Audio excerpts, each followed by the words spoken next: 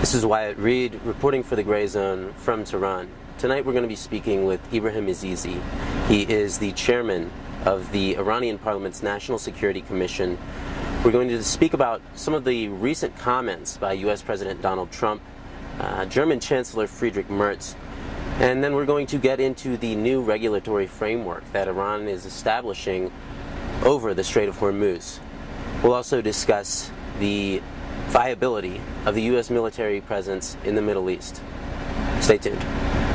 Tonight I'm speaking with the chairman of the Iranian Parliament's National Security Commission, Ibrahim Azizi. Mr. Azizi, thank you so much for taking the time. Mr. Azizi, technically the United States and Iran have agreed to a ceasefire. Even so, the Trump administration is continuously threatening Iran, and the root causes of the conflict have not been addressed. Both sides are blockading each other's vessels, continue to voice maximalist demands, and in many ways the two countries are farther apart than at any time since the revolution in 1979. How would you characterize the current state of affairs between Iran and the U.S.? Is Iran at war with the U.S.? Or perhaps a better question, is the U.S. at war with Iran? In the name of God, the most gracious, the most merciful. Well, first of all, I must sincerely thank them for their presence in Iran, and I hope that during these few days of their visit, they will be able to accurately convey the truths they have observed. As I took the time to emphasize quite clearly upon my very first arrival here, the entire world is currently feeling a deep and desperate thirst for, and it is in dire need of hearing the absolute truth and the cold, hard facts. Although, unfortunately, censorship in America and the Zionist regime today, especially regarding the war between Iran, America, and the regime, has reached such a high level that it has regrettably prevented the truth from being told. The story of your journey and the wisdom you've gathered throughout this transformative period, shared with such an honest and truthful approach, can truly quench the desperate thirst of so many in need and satisfy the deep desires of a society so hungry for this. During the entire course of the year 2025, we approached the very end of that year and continuing into the early months of 2026, we found ourselves embroiled in nearly 3 separate wars against the United States, the Zionist regime, and a number of their various domestic proxies.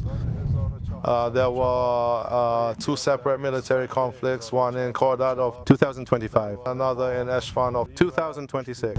In reality, these were imposed upon us with the cooperation and support of the United States, and in the war of 2025, the direct and overt involvement of the Americans themselves. They committed atrocities in both wars, even violating the rules of war and carrying out crimes against humanity. Despite claiming to be champions of human rights, especially the Americans, they have trampled on those very rights. They didn't even spare innocent women and girls. That rabbi dog from Israel had the audacity to declare, "We will not even spare your pregnant women." With all due respect to them, they proceeded to carry out this operation with nothing short of absolute unmitigated savagery. Furthermore, in the period between those 2 wars, they also conducted various street-level operations against us.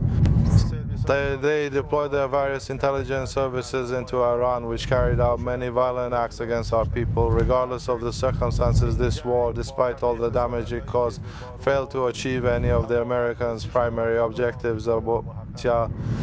And after 40 long days of intense warfare due to a lack of any tangible achievements and the mounting heavy pressure placed upon the Americans and the Zionist regime, they ultimately went ahead and declared a unilateral ceasefire once again.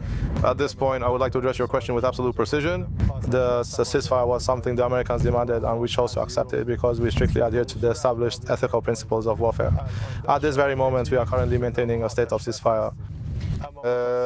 However, it is truly unfortunate that throughout this ceasefire, the American side has consistently acted in direct contradiction to the agreement's core principles. Furthermore, they have repeatedly committed clear and blatant violations of these terms.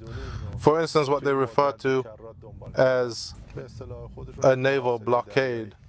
The situation we are currently facing is this specific stage that is known as a ceasefire which America is currently violating. maintain that a robust response to this blatant ceasefire violation is fully legal and justified. Moreover, continued U.S. pressure will yield no results at this stage. I wanted to read you a few quotes from Western leaders this week. Earlier this week, Iran's foreign ministry condemned the U.S. for what they called, quote, the outright legalization of piracy. On Friday, Trump effectively confirmed that description regarding the U.S. seizure of Iranian vessels. He said, quote, it's a very profitable business. We're like pirates. And we took over the ship. We took over the cargo, took over the oil. It's a very profitable business. Who would have thought we were doing that? We're like pirates. We're sort of like pirates. What is your response to these comments? Naturally, the fact that your president has openly admitted to committing acts of piracy, in my view, demonstrates the depth of a mindset and behavior that is fundamentally contrary to legal and international norms.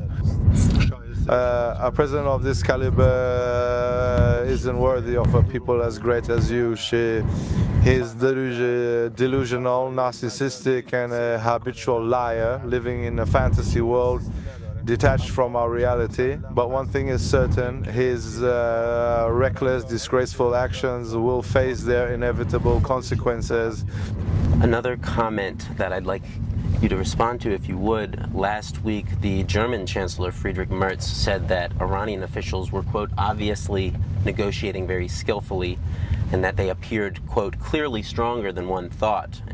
He used another sentence that was fairly powerful. He said, an entire nation is being humiliated by the Iranian leadership.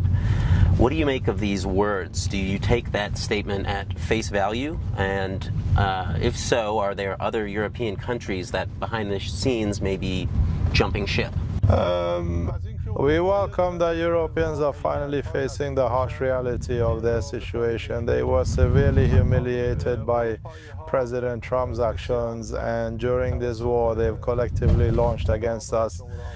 They finally adopted a more logical, reasonable stance.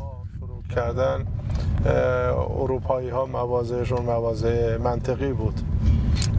If the positions held by the Europeans, including French President Macron and the German Chancellor, are indicative of them coming to realize certain facts that we have long emphasized. Naturally, other nations have also implemented highly effective and sensible measures during this period, which were firmly based on sound logic and clear rationality. For instance, Spain and several other countries have approached this entire issue with a sense of realism and pragmatism throughout this war. If they continue moving forward along the same path, it really goes to show that they are reaching it is in fact a perfectly logical and sound approach. Those are some very good points in any case. However, we have not tied the duties and mission we have defined for ourselves and our nation in this era to the statements or viewpoints of others. In other words, we rely on our own strength to stand on our own 2 feet. Nevertheless, we welcome the realism shown by other countries. I'd like to switch gears just a little bit to what you've described as a new maritime regulatory framework for the Strait of Hormuz. Can you tell us any details about this proposed toll sharing agreement, Iran's proposed Persian Gulf framework, and then can you tell us what has the response been from countries like Oman, which ostensibly would be sharing in the tolls, and countries like China, which the toll would, as has been reported, is denominated in yuan. Is China, generally speaking, supportive of this new framework? From the very early days of the war, we had warned that if the Americans made a serious miscalculation, this war would become a regional one. One of the direct consequences of this regional war was the total destruction of more than 14 American military bases throughout the Persian Gulf. The Strait of Hormuz, for example, which before the war, for 40 days the passage remained open and maritime traffic was free.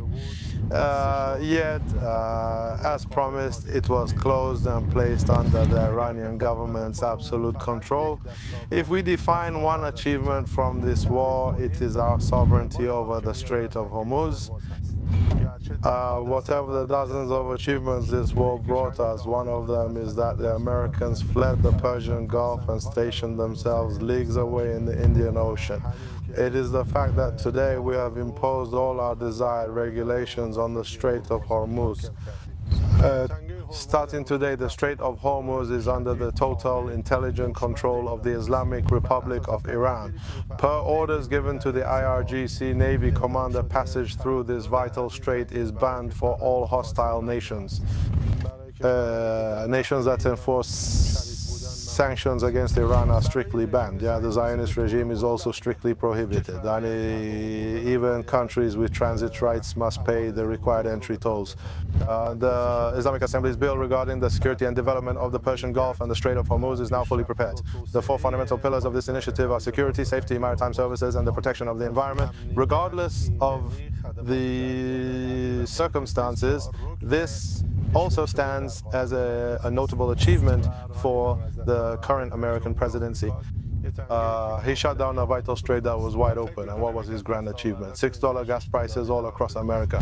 What a choice the American people have made. You mentioned the departure of the U.S. military from the bases in the Middle East. Are there any circumstances in which Iran would permit the U.S. to return to these bases and rebuild? It is highly unlikely that such conditions will ever arise again. The hostile military vessels are strictly banned from the Strait of Hormuz, and U.S. bases, troops, and ships are currently outside the Persian Gulf. Moreover, America's behavior suggests they won't be granted permission to enter. It really seems as though America needs to finally abandon its presence in the Persian Gulf for good and start focusing much more heavily on its own domestic affairs. Interfering in the internal affairs of other sovereign nations and fostering instability in distant regions of the globe no longer yields any meaningful results for the United States. The Iranian people will never be able to forget these hostile actions, which violate all fundamental human norms and basic human rights, and they continue to voice their strong protests. Undoubtedly, future generations will always remember these heinous, unforgivable crimes. How does Iran differentiate between the U.S. and Israel, given, for example, the proximity between people like Jared Kushner, Steve Witkoff? When you deal with these negotiators, are you negotiating with the United States or Israel? And what do you see as the U.S. objective here? Is it different from Israel, which fairly openly seeks regime change? No, we do not see any difference between America and the Zionist regime. Witkoff and Kushner are just two profiteers. As it happens, they have now become the U.S. President's envoys for Middle East affairs. In all the negotiations they've been involved in lately, they were only looking out for their own business interests. Reports from our foreign ministry officials also largely indicated that they came here for these very same brokerage and family economic goals. To be honest, as someone who has worked in political defense and similar fields for years, the day I saw that the U.S. president had chosen Berkowitz and Kushner for negotiations, I felt that they weren't looking for negotiations at all. They were looking for deal-making and family interests, the very negotiations that they were actively pursuing at the time by offering up investment proposals of $100, $180, and $200 billion, clearly demonstrated that their true intention was to install their own intermediary companies right here in our country. Yes, billions of dollars. We still have yet another significant score that we must settle with the Zionist regime. It is absolutely imperative that we teach them a very harsh and lasting lesson. We have given our solemn promise that they will be punished in a manner that is entirely appropriate. These 12 and 40-day wars, the Americans provided them with assistance. Without that support, they simply lacked the necessary strength to stand up and face Iran. The Zionist regime is far lower and much more contemptible than this, and please rest assured, one day you will certainly witness its total destruction. Once again, I would like to wish you every success in your endeavors. I am truly grateful for your presence here in Iran. I also apologize for the things I said and the remarks I made, which were perhaps in some ways entirely unavoidable. I would ask that you please do not interpret these words as a personal attack, and heaven forbid that I should ever intend to cause any offense to you or your people. Nevertheless, you are truly fortunate to have such a remarkably profound president. Mr. Azizi, thank you very much for taking the time to speak with the Grey Zone. He is destitute.